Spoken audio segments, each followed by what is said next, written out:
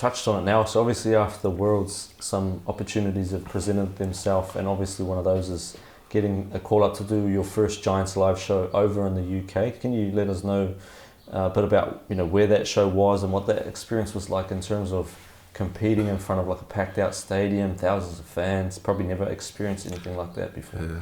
So after Worlds, I went to Glasgow in the UK to compete at my first Giants live show. It was crazy. Like, I think if you, like, I kind of just wanted to like stand in the middle and just like look around the stadium, because like seeing thousands of people just like cheering you on, and they're all like, they love strongman over there. So yeah, I was like speechless. Like I actually didn't even know how to react. Like I didn't know how to like interact with the crowd. But I think I'll get better at it like as I do more. It must be a very surreal feeling for you, knowing that you've been grinding for literally like a decade, all self-funded to this point, and then it's finally starting to pay off. Hopefully I get more invites and podium at more higher shows, so I can kind of like quit my job and just do strongman full time. Even like start a YouTube channel. Shout out to Ragg Strongman on YouTube coming soon. So leading into 2024, what do you think your biggest work-ons need to be? I know that things like dumbbells always been sort of a Achilles heel, bit of a weak event for you. What else do you need to improve on in your mind before the next Worlds? I think for me, being annoying in a way, like, cause like I think for the truck pull, my harness wasn't on properly, and I didn't want to bother them, cause You've got to bother them. I think that's a New Zealand thing. Yeah, because I didn't want to be annoying to them, because it wasn't on.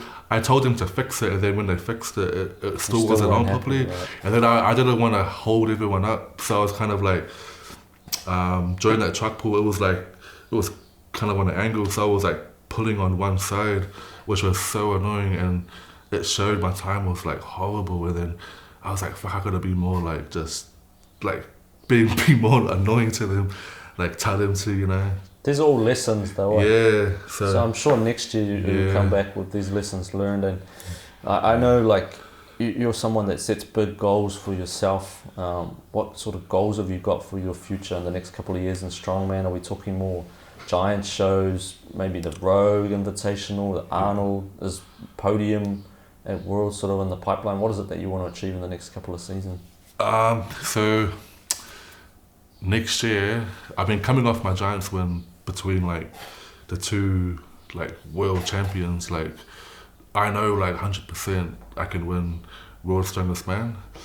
That's kind of like a goal, like a goal at the back of my mind that I want to tick off. And I it feels weird saying it out loud, but I know I can win it, especially with my like the work I put in. Like, yeah, man, I put in so much work into strongman, and there's so many things where I can already improve on from the Giants live show. So like, if people thought that was like my peak where I'm gonna kind of be at, like, I know I can do a lot better at that Giants live. Just watch out, everyone else, eh?